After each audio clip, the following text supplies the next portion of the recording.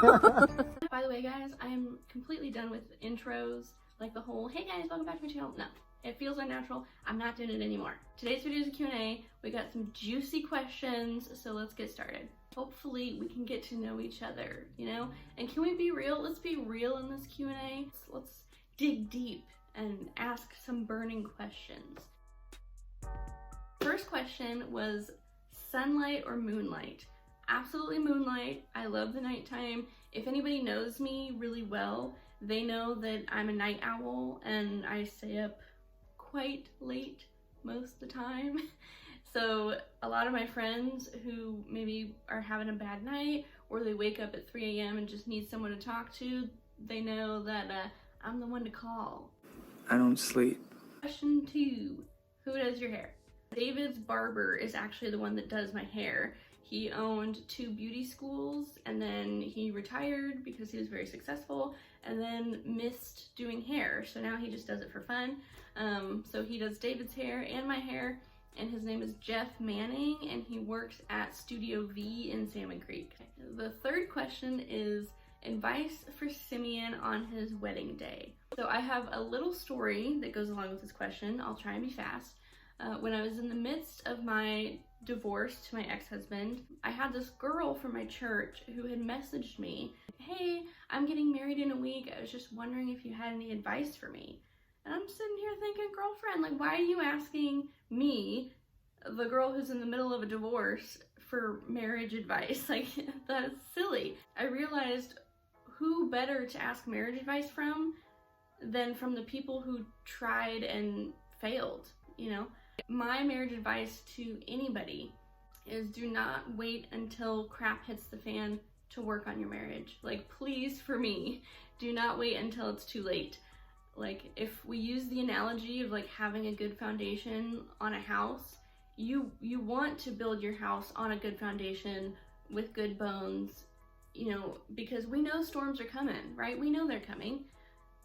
Marriage is hard. You now have to think about another person other than yourself, and you have to live life with that person. That can cause some issues, you know, sex, money, kids, unmet expectations. So we know storms are gonna come someday. No matter how great we are together, no matter how much we don't fight, there will be a day, okay? And so knowing those storms are coming, work on your marriage even when things are good. That way you have that reserve of that good foundation to pull from when you need it. Number 4 is, do we own our home? No, we do not. We are renting, but we absolutely love our home. The reason that it may seem like we own our home is because we have a very hands-off landlord who lets us kind of do what we will because he trusts us. And so we're allowed to like paint and change things and stuff. We definitely have a goal of owning our own home, but at the moment we have no plans of moving because we pay great rent and we're in a beautiful house. Number 5 is such a good question. We're getting serious. What has the darkest moments in your life taught you that you wish to never forget? So my 2 darkest moments are obviously my divorce and then my mom passing away. My divorce was not a dark moment for what you would think. I knew the decision I was making was a good one. I knew that it was a good idea to divorce my ex-husband. I knew that things were never gonna get better. It was not a good time.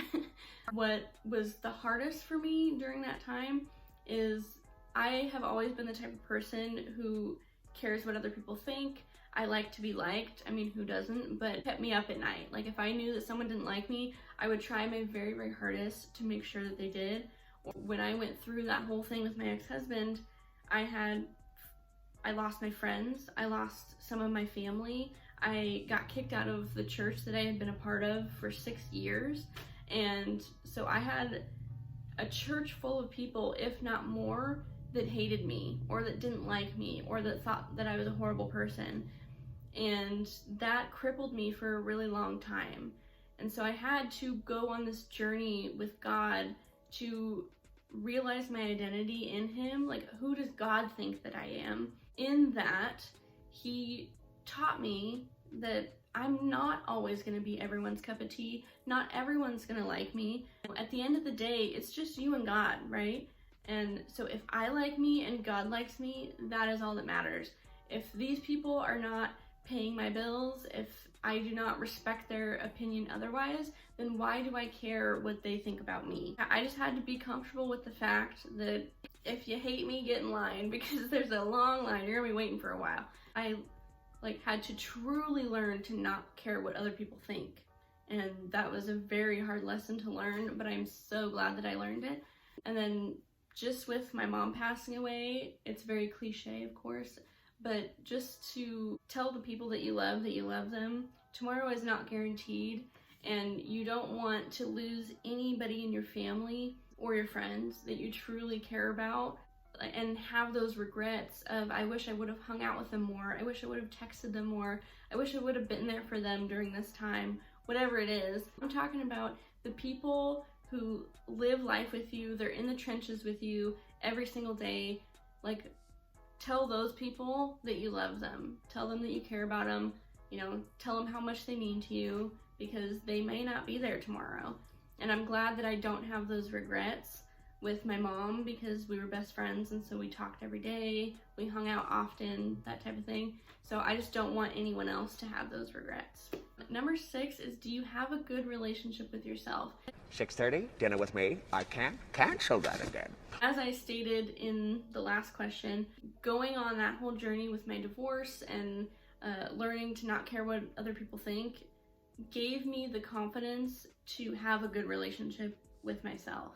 What really gave me the good relationship with myself is finding myself in Christ, knowing who He thinks I am, and not caring what other people think. Number 7, controversial. How early is too early to decorate for Christmas? Never. Okay, it is never too early to decorate for Christmas. Christmas is the greatest day in the whole wide world. I will be honest and say that if I went into someone's house in like July and they had it decked out in Christmas decor, I might be taken aback for a second, but then I would just feel at home.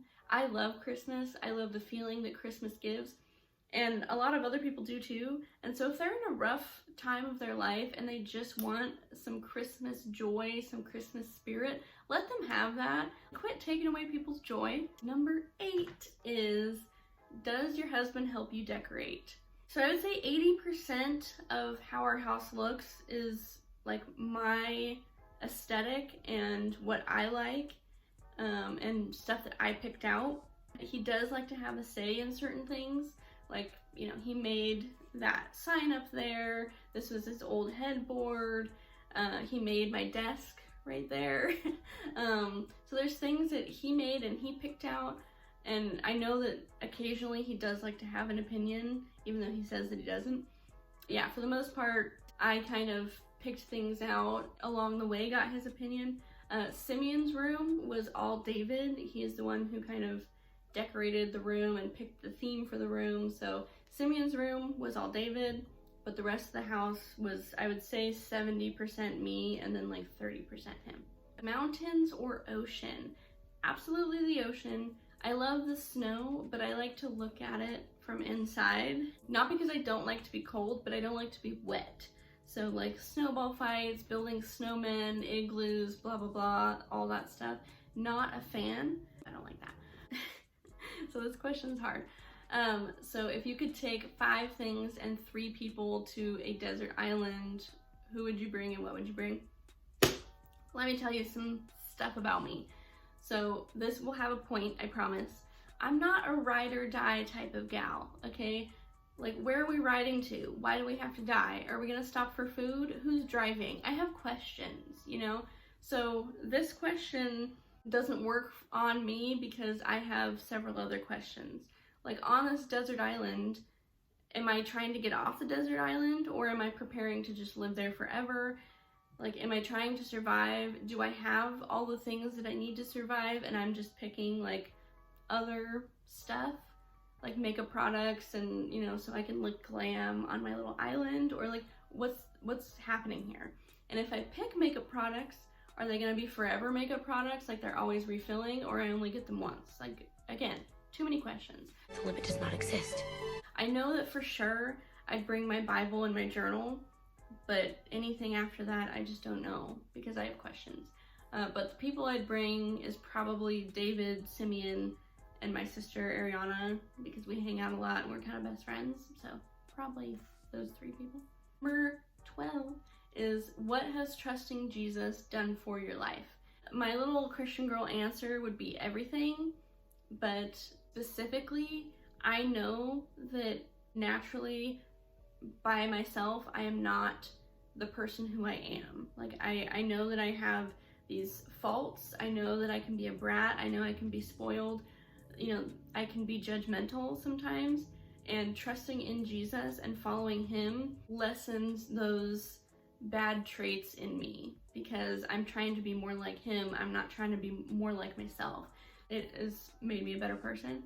And then also trusting in him, even if the journey can be more difficult sometimes. Was so down in the dumps. I was so self-conscious about myself, like specifically, you know, around the time of my first marriage, that I honestly thought that I wasn't going to amount to anything, that I was always going to live in a tiny little apartment or a tiny little townhouse. I was always going to have roommates. I was never going to be able to be a stay-at-home mom because I was going to be poor my whole life. I just had this view of myself that this is what I'm always going to be. There's no alternative. This is just it. I put myself in a box. And when I truly had a good relationship with God and I was truly following him, he showed me that no, I will take you to places that you never would have dreamed of. The dreams that you have are so small. I will blow those out of the water. Living the life I'm living now, I literally look back and I'm like, how? How is this where I am right now? I don't understand. How did this happen? And that's what trusting in Jesus has done for my life, is I'm in a place that I know by myself I never would have been at. Do you think that it's important for Simeon, my son, to know Jesus? The short answer is yes, of course, duh. But the long answer is I absolutely want him to know Jesus. Everything that has happened in my life, the joy that I have found in Jesus, I of course want Simeon to experience and to have. But once he gets to a certain age, I'm not going to force him to believe in Jesus, because I believe that your journey of deciding, okay, do I believe in Jesus just because my parents do? Or do I truly believe in Jesus because I have a relationship with him and I trust him for myself? I want Simeon to go on that journey. I want Simeon to ask those questions of himself, because I think that's the most powerful thing, is when you question Jesus, when you wrestle with Jesus, and you come out the other side truly believing in him and trusting him. I believe that when you raise a child up in the way they should go, eventually, sometime in their life, they will come back to it. And that's a Bible verse that's somewhere in the Bible, I don't know. What was a huge turnoff when you first met David? So when I first met David, he comes off very cocky. How you doing?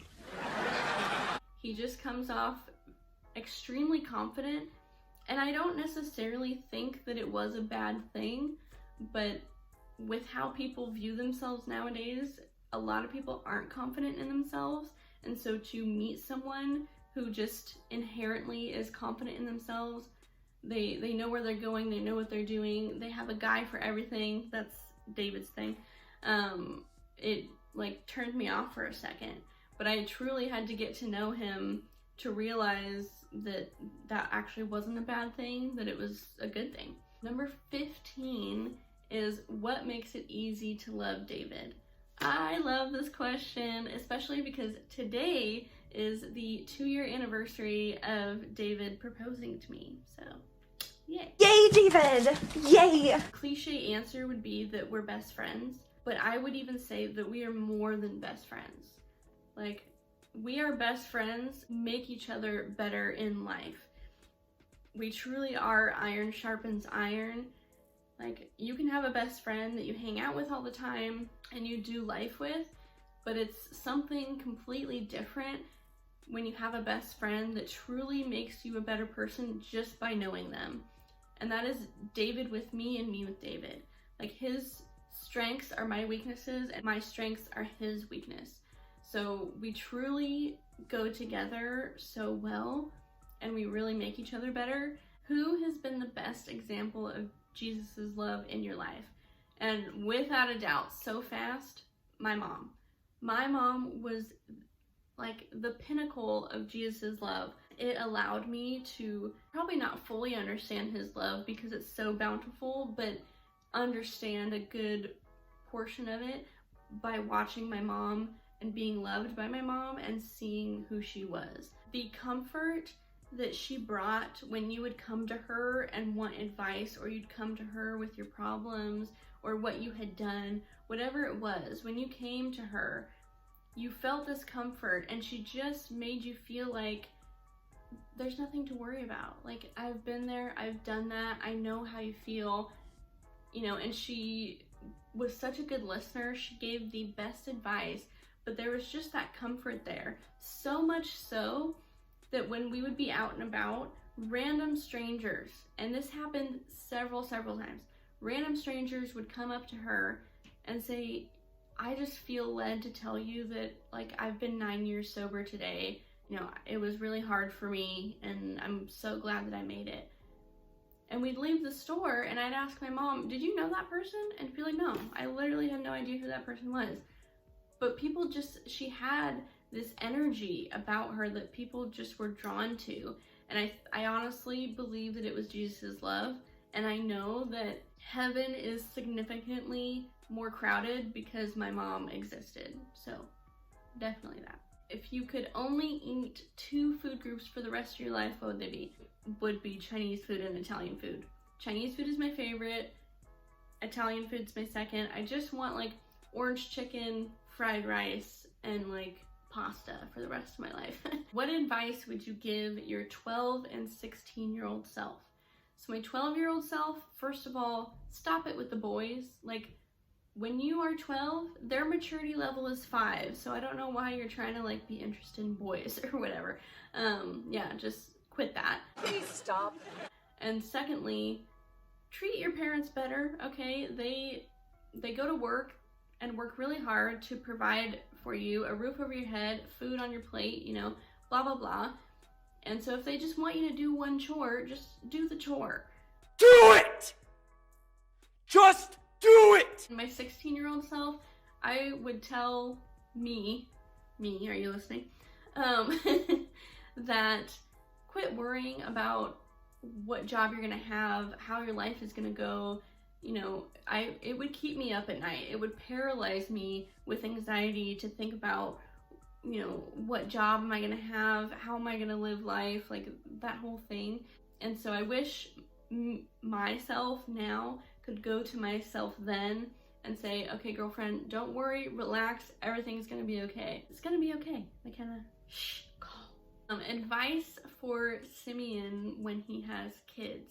My advice for anyone, really, if you are having children, like parenting advice, is just to make sure that they know that you love them. And it might seem like, well, of course I love them. Well, do they know that? Do they honestly feel that?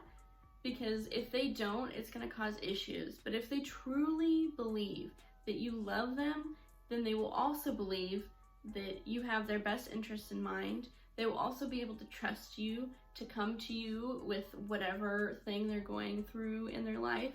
And it will cause you to have a good relationship. That's the most important. Not feeding them the healthiest stuff, not making sure that they get outside every day. Like, yes, those things are important, but when they look back and remember their childhood, they want to remember that, yeah, I had really loving parents. What has been my favorite birthday? It's so weird because I love my birthday, but none of my birthdays I'm just like, oh my gosh, I loved this birthday. I had a couple really cool birthdays, but I guess the biggest one would be on one of my birthdays, I told my mom and my little sister that I was pregnant, and I gave them a present, and I was like, oh, I'm just switching it up this year and I'm giving other people presents for my birthday. And they're like, okay, weirdo. And they opened the presents and it was little onesies, and we told them we were pregnant, and so that was kind of fun. What do you think of when you think of your relationship with yourself? Definitely transformation. I kind of, glossed over this earlier, but the journey that I've been on, I am so not the same person that I was a year ago, 2 years ago. I feel like I really do transform every year. So if you knew me in high school, you don't have to come re-meet me. Like, we don't need to do that. But just know that I am absolutely not the same person that I was. So I want you to know that. The very last question is like, what is your clothing style, or like what's your favorite clothing style? And I would say, like, I don't know, I'm a big fan of like patterned tops, cardigans, leggings, boots. Like the fall style, like the typical white girl fall style, is kind of my all the time style. If I'm not wearing that, then I'm usually wearing, like, I don't know, active wear. I like Adidas and leggings and like a crew neck sweatshirt. So I either am wearing the kind of mommy active wear style, or I'm wearing like blouses and cardigans and scarves and that type of deal. It's kind of my vibe. I hope that you guys really got to know me in this Q&A. I know this is a long video, but if you stuck out to the end, thank you very much. If you have any prayer requests, leave them down below. And if you want to answer any of the questions that I just mentioned, then you can answer them down below and we can really get to know each other. If you like this video, please subscribe to support me and my hobby, and I will see you guys in my next video.